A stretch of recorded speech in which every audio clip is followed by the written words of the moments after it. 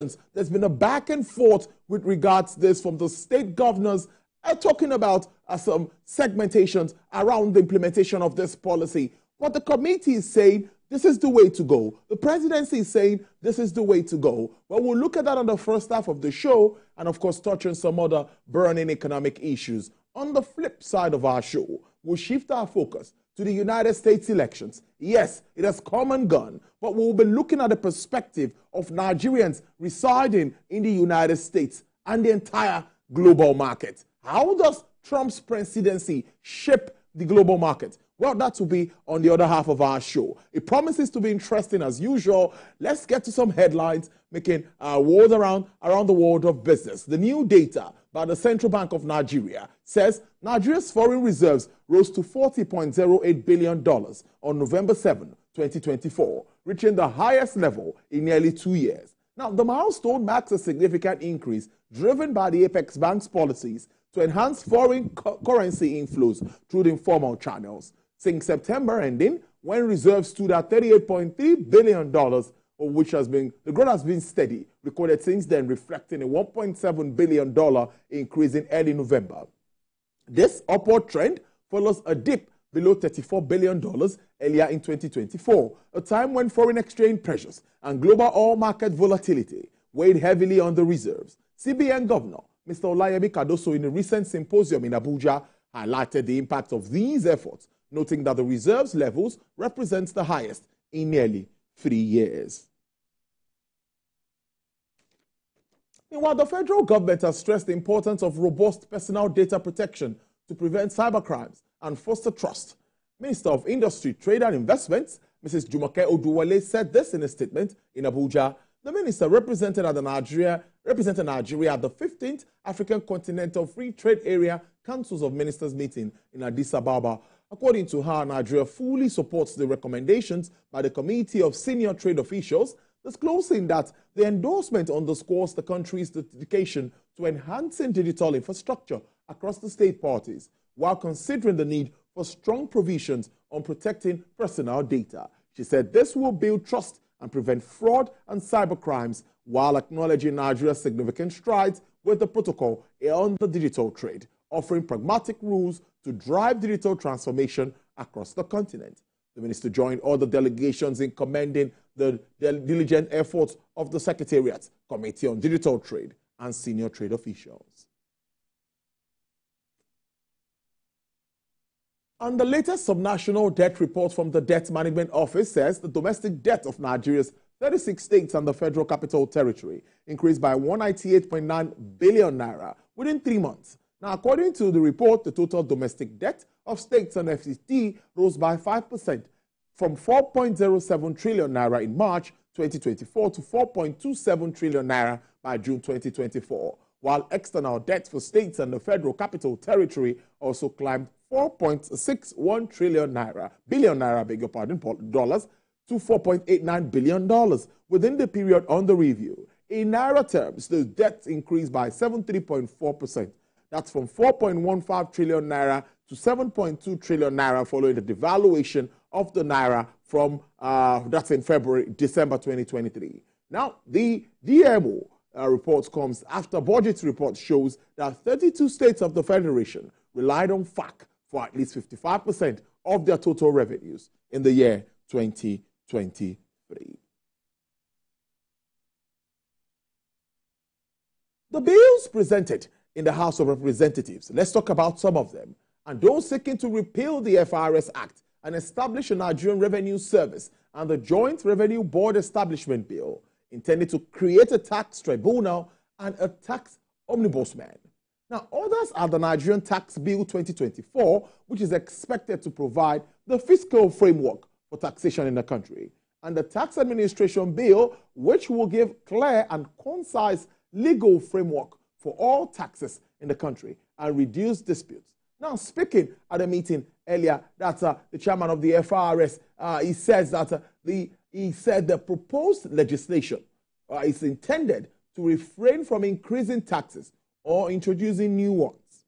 Now, he said that the new fiscal policies and tax reform bills were not aimed at merging any government agencies or saddling it with responsibility to collect taxes, as they will lead to job losses. That's not what they're talking about. But let's get to understand this and other economic issues. Dr. Biodun Fadipe is a member of the Faculty of GOTN Leadership Center. Dr. Adedipe is the founder, chief consultant of Adedipe Associates Limited, with about 4 decades of postgraduate work and professional experience that cuts across university teaching, investment banking, project finance, management and consulting, financial consulting, as well as leadership in business and non-for-profit organizations.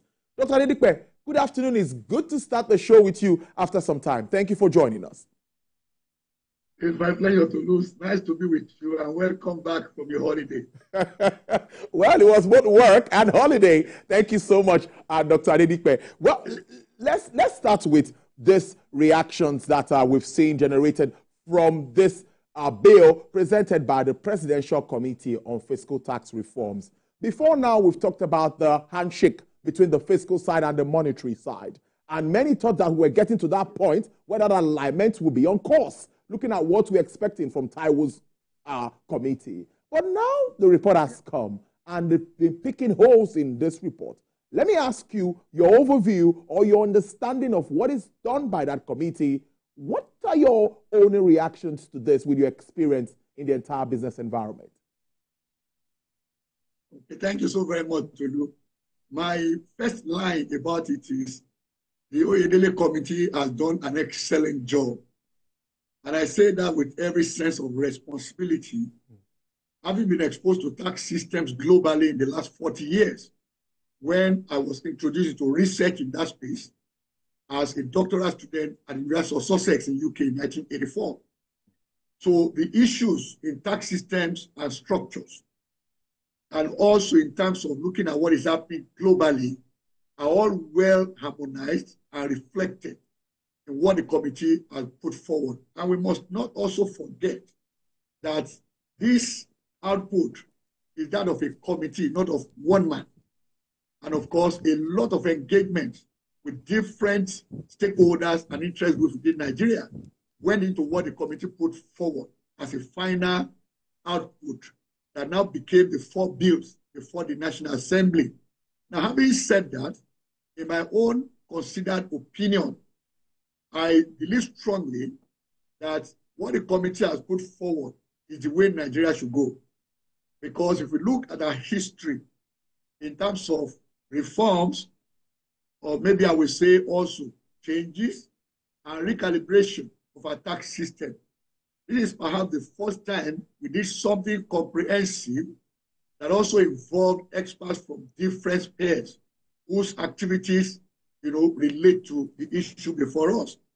Now, primarily, and I want us to put this at the forefront, that there are important things we take as major advantages from this particular reforms. Number one is to make taxes fewer. I recall sometime in 1997, a study sponsored by British Council. We looked at multiple taxation in Nigeria. I was one of the people that were invited to look into that. And we saw that as a major hindrance to not only the economic growth, but as well to business development. So it was a drag on business confidence. Now, these reforms is looking at harmonizing all of these, where we now have fewer taxes than the plethora of over 60 federal agencies having taxes, duties, levies, and so on and so forth. And then you have several multiples of that 60 at the subnational level. So we have an opportunity now to harmonize them and maybe dealing with total number of taxes in single digits. That's a major improvement. Secondly, is that these reforms, in my own estimation, as the committee has said, makes for simplicity that makes taxpayers to understand the tax stipulations and regulations, but also making it easy to pay. And those are important. We've done some reviews of jurisdictions where, yes, the taxes are easy to understand, they're not easy to pay. But these two are combined in these particular reforms. Equally, we have a situation where the taxes now, though reduce the number, will be broad-based. which case it closes out the chances of tax evasion. So which means the space is now significantly narrowed. Of course, you can never, eliminate it completely, but significantly narrowed to make it impossible to evade taxes in Nigeria. And of course, if that happens successfully, then we may see tax revenue enhanced significantly, which means also in the corollary, what government must necessarily do and they require funding for that may not be covered by tax revenue, it also means that borrowings will be reduced in essence. So when you take all of this into account, it comes with so many benefits and positive promises. And that's the way I want to start with this. So then, of course, we can talk about other issues within that context. So for me, it is not only the right direction for Nigeria to go, I believe strongly that this is also the right time to make this kind of reforms. Now, for a layman who will talk about the sharing formula, and some will say that, that this committee is proposing to rework that one way or the other. I think there's a way they are looking at it. And they, according to Mr. Oyedele, they even thought that the likes of Lagos and Rivers would have been, against this. But they are not really making so much of. What do you make of even the judicious use of this tax revenue? Some Nigerians are very concerned about, okay, even if we pay these taxes or these taxes are deducted, how well are they being used, to come back to service the masses?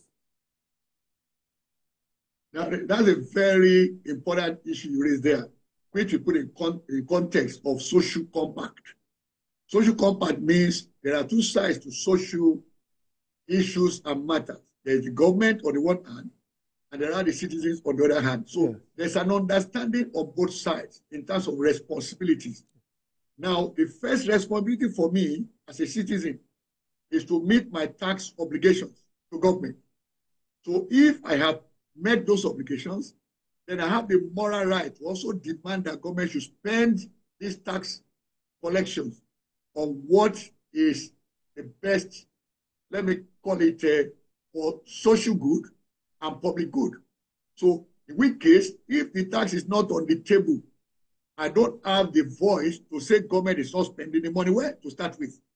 In which case, the starting point is for me to commit as a responsible citizen, whether personal, private, or corporate, to do my own civic duty, which is to pay taxes. That's the starting point.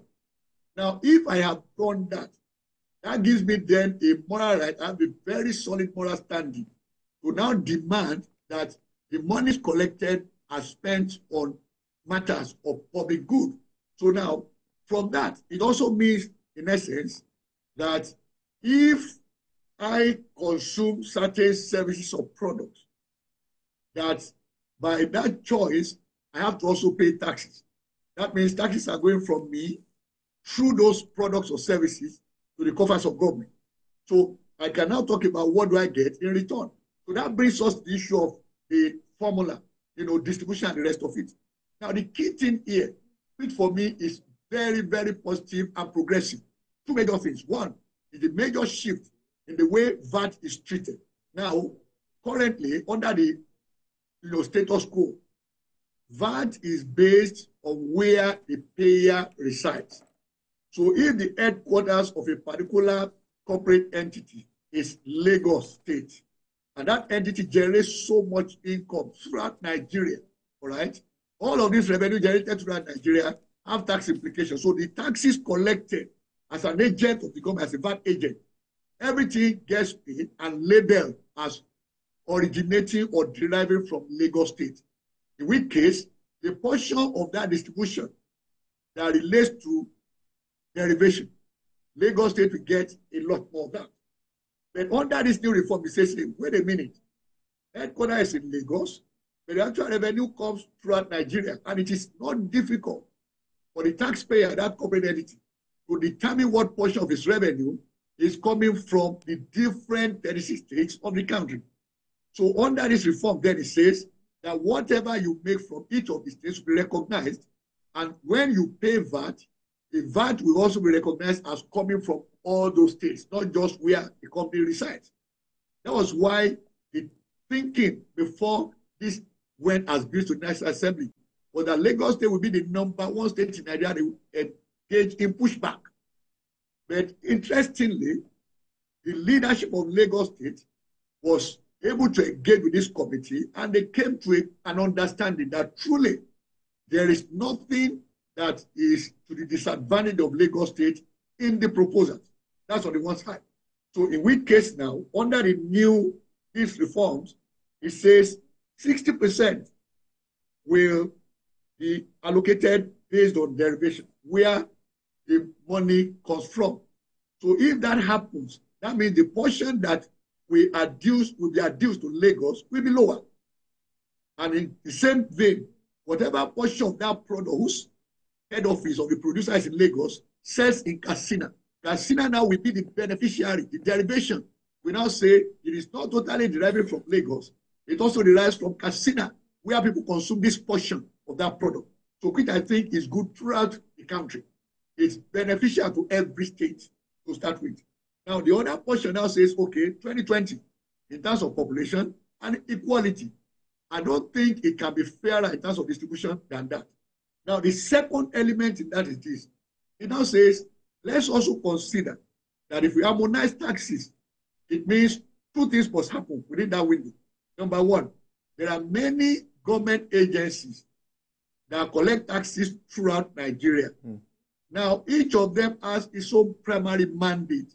So if your primary mandate is to facilitate trade, take for example, Nigeria Customs Service, that means it should not actually be collecting revenue. Revenue should be collected by a government agency that is mandated by law to collect taxes, levies, duties, and other such government revenues. So in which case, Customs will face its primary mandate, which is trade facilitation, and of course, ensuring secure border, okay, for products coming in and going out. So now, if that happens, that means we have chances of strengthening data intelligence, all right? There will also be tax intelligence and also capacity building. I will give an illustration here. Many years ago, I had an engagement with Federal Inland Revenue Service, and I floated this idea. Okay, for a corporate entity, I even use my company as an illustration instance. Two separate offices under FRS, we are collecting corporate income tax and VAT. And I said, if there is intelligence working between those two divisions, or if you like, call them directorates of Federal Revenue Service, it shouldn't be difficult to establish whether my company is paying the correct taxes collected on behalf of the government. And how will that work? You know, if at that time, VAT rate was 5%, it was at that time. And that was the illustration I gave them. So you can easily confirm that I paid the right VAT if you multiply the total VAT that my company rendered or remitted. Just multiply by 20. If VAT is 5%, that means VAT should be 5% of the total. I mean, it should be 20 times of VAT. That should be equal to my CIT, that's corporate income tax. So that if there's a disconnect between the underlying revenue on which I paid VAT and the underlying revenue on which I paid income tax, that means there is some creative accounting in the way I presented data of my company to the government. So, of course, that led into some changes within FRS, just to illustrate.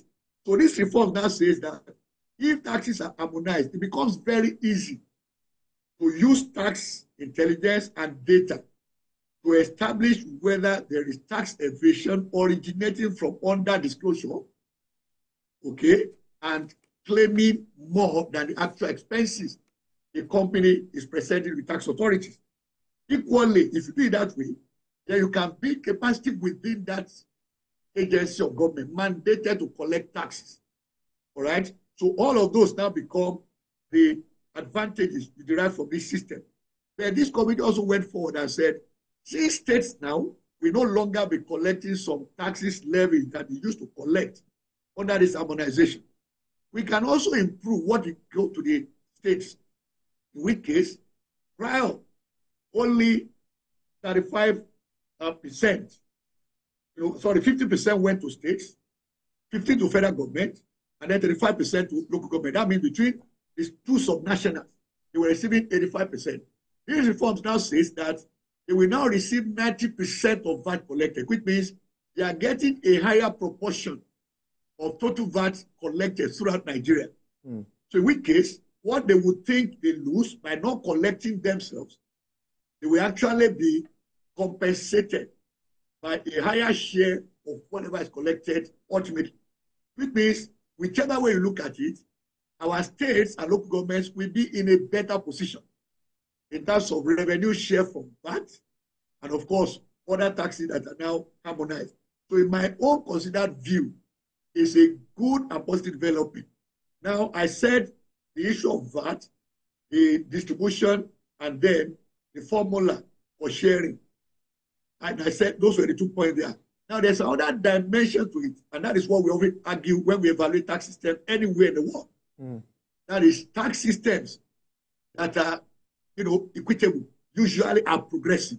Which means the people that earn more, they pay a little more in terms of rate than those who earn so little. So if you look at these reforms again, it has done something fantastic for Nigeria, and that is to exempt those that are at the bottom of the pyramid who earn so little in terms of income, equally to business enterprises. They also now either get exempted if what they generate per annum is below a certain threshold, or the rate they pay will be lower. Therefore, big entities that represent opportunities for job creation, which is also tackling the issue of unemployment in Nigeria, we now have also discount in the form of a lower rate, the more money you generate. So that gives them an encouragement to be more creative and innovative, produce more, employ more people, and in the process gain some bit of, a tax rebate, so to say. So for me, every angle in which you look at these reforms is positive for Nigeria. Doc, it's really interesting, and I like your insight into this. Dr. Adedipe, before I let you go, we are already in, it's about 6 to 7 weeks to the end of the year. Let's do a recap of all of this policy position of government. Where are we headed as we move towards the end of the year? Inflation and maybe MPC meetings. Let's do that in 2 minutes. What are your expectations? All right. Yes, thank you very much. Now that's the one we generally call the outlook for the economy. Yes. Now, in my own view, and that is what the economic team in my firm believes, that Nigerian economy will likely end this year at slightly over 3% GDP growth rate, which means the economy is still growing, which is not be any different than the pattern of the last 12 years. All right. So, but this time around, we are looking at the emerging opportunity of inclusive growth. And why do I say that?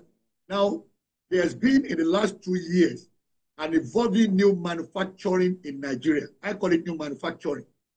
And the evidence of this also shows in the number of new factories we see along certain corridors in Nigeria. But not only that, what has played out is, in fact, a replacement. Some manufacturers exiting are being replaced from some other manufacturers from several other geographies. Equally, some are being bought out by Nigerian entities. And it's working through many sectors. That's on the one hand. So in which case, we see a 2025 that may likely bring some measure of improvement in employment. Now, coming to the issue of inflation, I'm happy about something I read about over the weekend. Now, what we have been proposing for government to do, we've actually started doing that. And how do I mean? Now, each time we talk about inflation in Nigeria, identify the fact that two major things move it. Food inflation is primary, which currently is about 37.7% compared to the headline inflation rate of 32.7%. So that's quite significant. So that means if we can deal with food inflation, Nigeria will be on the road to breaking the back of inflation in this country. And how do you break that? We said, take these two things, rain-fed farming, which means we have to transit into all-year-round farming. So when I read the news over the weekend, the federal government is reactivating the irrigation systems in the Southwest. I felt good about it. I said, okay, that means they are listening to the likes of conversations on your platform here on TVC and some other platforms that we need to move agriculture from rain-fed to year-round. And then secondly, look in the direction of dealing with 60% estimated post-harvest losses. which is investment in infrastructure, investments, and it's infrastructure for storage, and of course, for processing.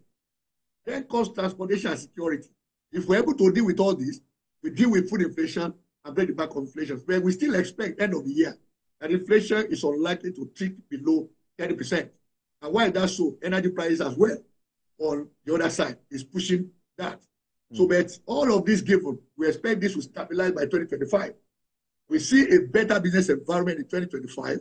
And of course, the economy will also pace up, that is, grow faster, and most likely also more inclusively.